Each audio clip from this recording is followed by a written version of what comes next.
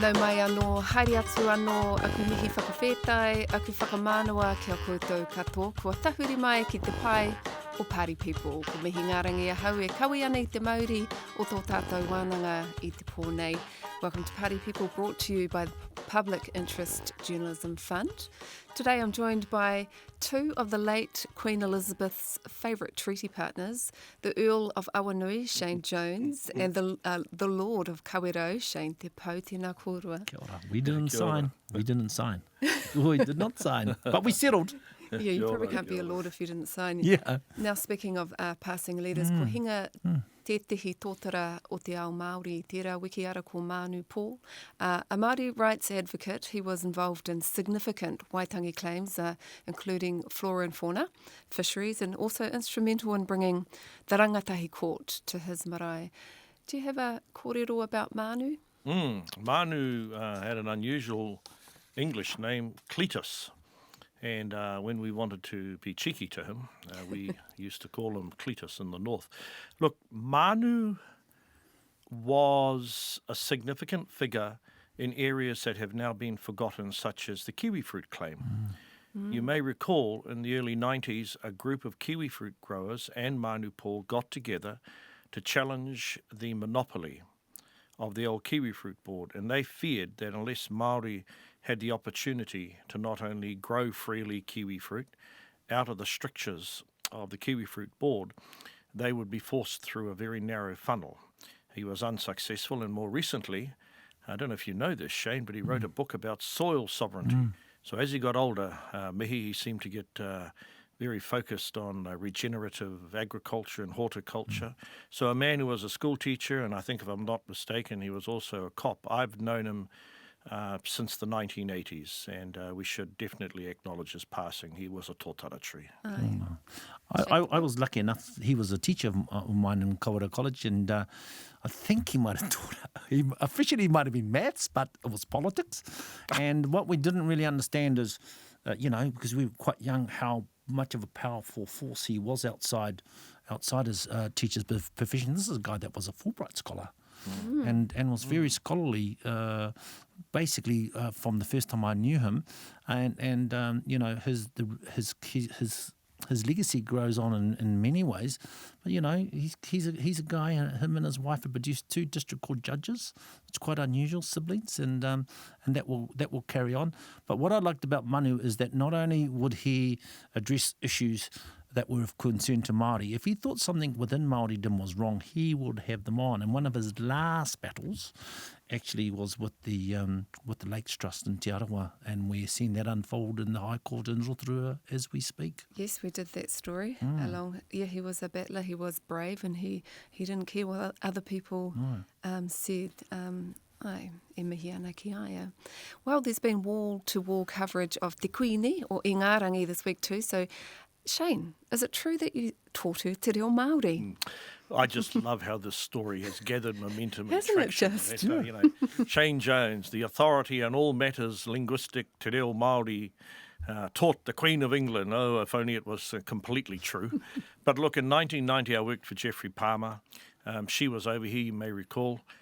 She came to Waitangi. Prior to that, I think it was the Commonwealth Games, and somewhere between those two events, being in Geoffrey Palmer's office for a short period of time, they were looking for someone to assist with the pronunciation, the enunciation, all very hush-hush. And I think it must have been through Sir Kingi Ihaka or Sir Paul Reeves. Anyway, I got shuffled in there. They felt I wouldn't make an embarrassment of them or anyone.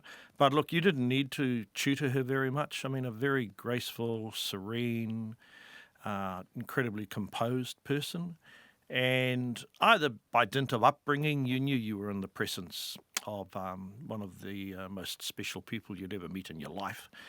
And her pronunciation was streets ahead of my boss, Sir Geoffrey Palmer, who actually, if I'm not mistaken, Shane, was the lawyer for Maanu Paul in the kiwi fruit claim. So that's my small claim to being a contributor to her Te Reo pronunciation, 1990 Waitangi. You were fresh off the protest lines of Te Kawariki. Did you go in there and ask for your land back? So it was about 1988. I think by that time we had 2 or 3 kids, and Ngāreta, my former and late wife said, "Right, buddy, we're getting out of Dodge. We've got a mortgage which must have been about 23%. You're going to earn some dough, or we're going to lose our house." Yeah. So, I had stood on both sides of the aisle, but what stands out for me is that people like Sikingi Haka and that generation, who we don't talk about anymore, they were all men of the Anglican Church. So they had a commitment not only to Queen Elizabeth but to the church, and she was the head of the church. So it was not unreasonable for them to expect me to be available. I'm not sure whether Dame Georgie Kirby might have been there. I just can't quite remember. But hey, they're Should have not been around so the this is my outskirts story. somewhere. And it was Ka pai. 1990, which was a momentous event. You know, she was fresh off the celebratory factor, Commonwealth Games, and all the whānau were here at the time. But of course, that was the Waitangi Day where they were attacked walking up to Waitangi. Right. And then attacked on the Henero Te Po, my first cousin, through the twice. Te Reo. And of course, the very famous, I think, resizing speech that Bishop Virko did. That sort of set Yeah, te kauhau a te pihopa. that set a very good kōrero going forward in terms of our relationship with the Crown. Yeah, and I don't think we should ever forget Bishop Virko's stirring speech. He adapted the psalm by the rivers of Babylon into the rivers of Waitangi. I came and wept. That was the essential text. And it would have been a challenge for the Queen because there was a lot of background noise. And the Tūhoi maiden had tossed something at her, and then she went and hid in the bush. A very Tūhoi thing to do. And the Ngāpuhis pulled her out and bashed her with the taiaha and gave it to the police. And she challenged the Prime Minister. She said to Geoffrey Palmer at the time, "You have to get up and you have to answer him." You know, and I don't think her real involvement in terms of apologies that were offered on that she didn't offer directly, but the Crown offered, and some of the work that was done on the settlement and the settlement speeches. I don't think that there would have been the advances in 95 and beyond if it wasn't for that event in Waitangi 1990, and we ought to recognise that. Yeah. Look, we've been so busy, Mihi, in various iwi things and Māori things, and you're so focused on your battles either judicially or tribunal or politically in a caucus and in Parliament that often it's good to stand back and look at the broad arc of recent social history. And 1990 certainly will loom as an important part, I think, of our development. Yeah, it'd be nice if someone from RNZ pulls that audio out of the vault of Bishop Virko.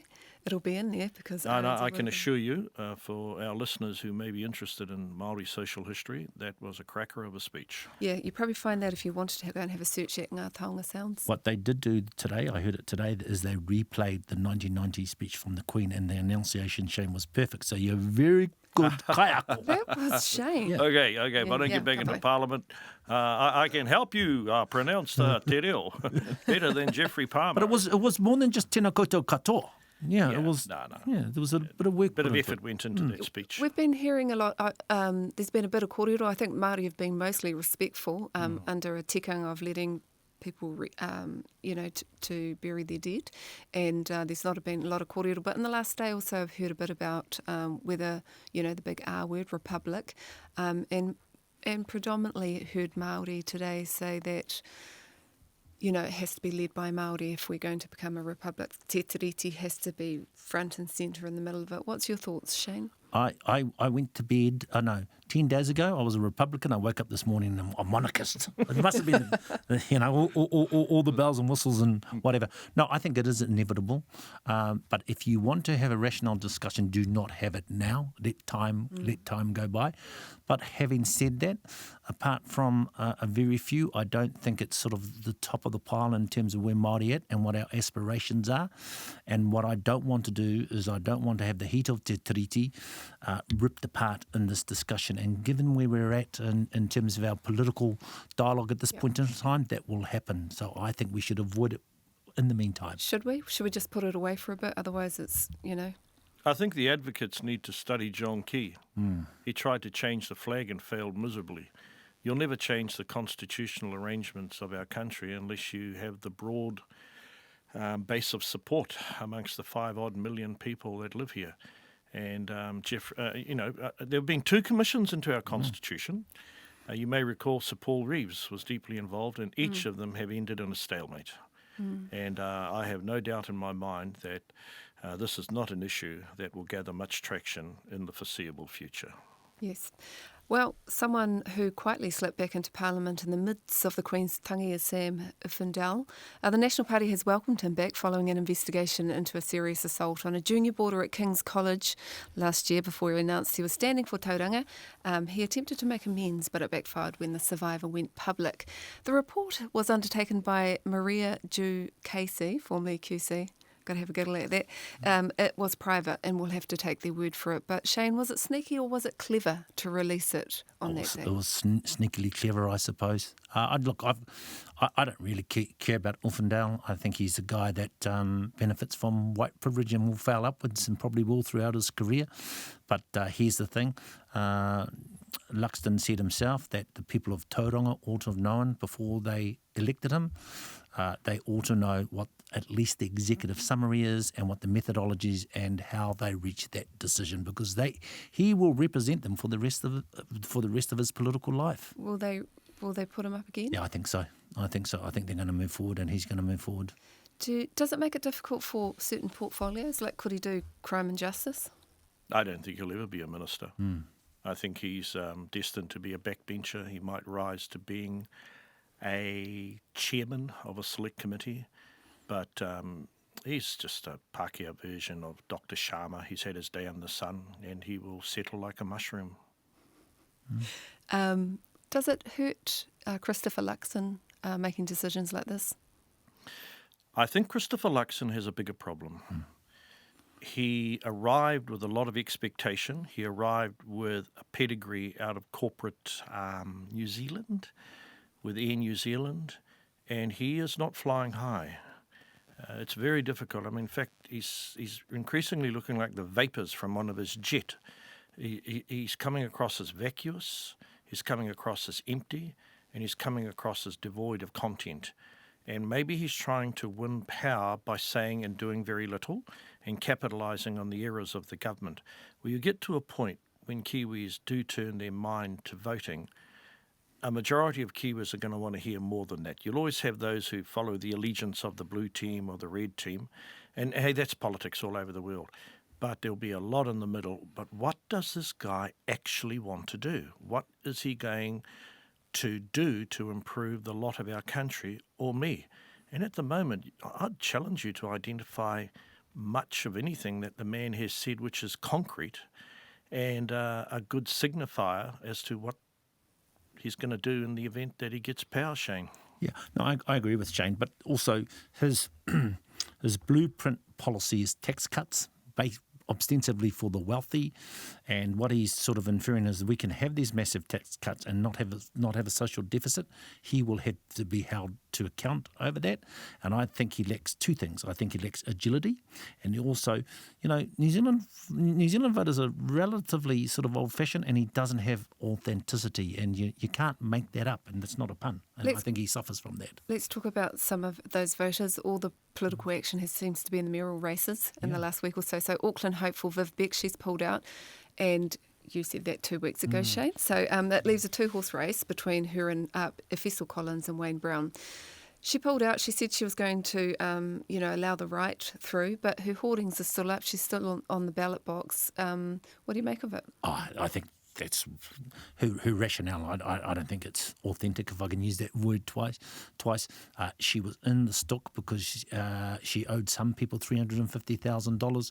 She said that she was going to explain what happened, and people fundamentally thought, if you can't run a small campaign, how do you run a big city like Auckland? And she pulled out before she was embarrassed further. She wanted to allow Wayne Brown through. Wayne Brown this week has pulled out of a debate with Simon Wilson, said he wouldn't be debated by him.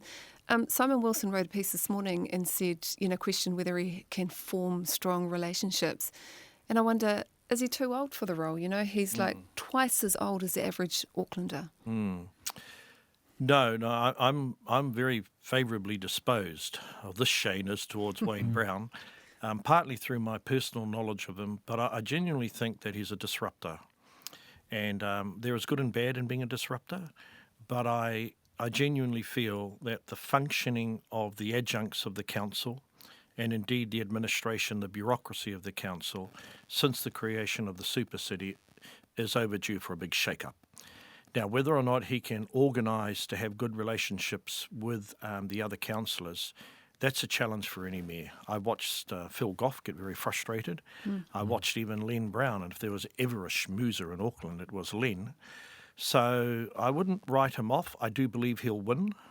I think that Efeso probably has deeper roots in larger parts of Auckland, but the people who really want Efeso to win won't turn out to vote. Do you agree with that assessment? No, Clearly not. No, I don't. I think Efeso's got every chance of winning. I think that his ground game is bigger and deeper. Shane's alluded to that. I think that whilst Wayne can be seen as a disruptor, I think that we should just perhaps reflect on who knows him best, and who knows him best, the people of Northland. He was the mayor for 2 terms. He got beaten, which is unprecedented, by a margin of 3 to 1. And also he says silly crap. And, I put it down to maybe, he's just an uncle from a bygone era that says stuff that's inappropriate, but I'm an uncle. You're an auntie. We don't talk like that, and I think that will be an issue that he will be confronted come ballot box. But I'm not writing him off. I think this mayoral vote will come down to a few thousand votes. Let's scoot down to the other end of the country, because there's a really close race down there. Te Whanganui-a-Tara. Tory whānau and Paul Eagle are neck and neck. Might we have our first wahine Māori? It's certainly looking that way. I was in politics with Paul, and as I've said on this program, on an earlier occasion, but you got to give it to Tori. What a name. In fact, when I first heard her name, I had to double check. You're not one of these people who sort of goes through a life crisis and changes your name or something. And I was given a growling for saying that. But look, it's open slather. What do you need at the end of the race? Has she got what it takes at the end? Yeah, at the end, you've got to have the ability, certainly in Wellington, to keep people working together. There's been a lot of divisiveness on that council. And you need not only strong leadership, but you've got to maintain a corpus. You've got to maintain some solidarity. And look, I naturally feel that Paul's got the experience, but I'm certainly not writing off Tori. She's got a great social media game. She's everywhere. Will that count for her, or will her voters just be old-fashioned? She does, and I think that loyal Labour voters might in fact back her now, because her and Foster try to make it a 2-horse race. It looks like Foster's well down the track, so he's a bit of a gelding. Paul is a bit of a Clydesdale, slowly but steady, but the filly's coming up, and it's neck and neck there. And I think what will happen is that she will mobilise not only her Green team, but a lot of those Labour voters that are a little bit trendy like me, and will think, yeah, it is time to support a wahine Māori. So now that they know she's a possibility. Now that more than a possibility, it's a statistical dead heat down there. And really interesting, when I chaired the debate down there, both Eagle and Foster said that Tory would be their second choice. And remember, this is preferential voting down there. Yeah. So it's not only the first votes that count, the second votes, but the third votes that count. So if some of Foster's team and some of Paul Eagle's team come across the Tory whānau, she could win it on third preferential voting. And I reckon, hear it now, this is my prediction, that's how it's going to play out. Wonder if do you think she would have planned it that way? No, I think that she probably was a candidate that entered in the race to raise her profile and had ambitions for being a member of Parliament. Now she's in with a real chance. So the game changed. The game has changed. Kapai. So figures released to us around Kiwi Build show that of the 1,300 homes built, just 4.3% have gone to whānau Māori. Could you argue the framework of Kiwi Build is inequitable for Māori? I was on the telly recently while Megan Woods was there, and I think she has made a serious dent on trying to improve Labour's housing policy. But Kiwi Build, with its promise of 100,000 houses, was doomed to fail the moment the words left Phil Twyford's mouth. And I think all we're seeing now is that it's in tatters. Yeah. What do you think about those numbers, Shane? I'm not surprised. People see me and they know that I'm Labour aligned, and I really don't apologise for that. But I was one of the first to speak out against KiwiBuild some 3-4 years ago. This was a middle-class SOP to middle-class New Zealand, middle-class vote. It was never going to work for us, let alone New Zealand. And it made some developers rich, but even they walked away because there wasn't on the margins in it. The answer is state homes, state homes, state homes. The housing policy of Kiwi Build has been an unmitigated failure. It would have been a lot easier to have handed dough over to social housing providers, whether it's Waipareta, the churches, $1 billion a year to keep people in motels. And how on earth are they ever going to get out of that trap? That's $1 billion. And then Kiwi Build has not delivered affordable houses that garden variety Kiwis can afford to buy. And the reality is, Kāinga Ora, once all the facts and figures come out, there's going to be some horror stories in the Kāinga Ora saga. And the Kiwi Build or the Kāinga Ora? No, they're both. They're both. The Kāinga Ora, the cost structure, the looseness of how they've been spending money. But just coming back very briefly to Kiwi Build, great name, zero delivery. Do you agree?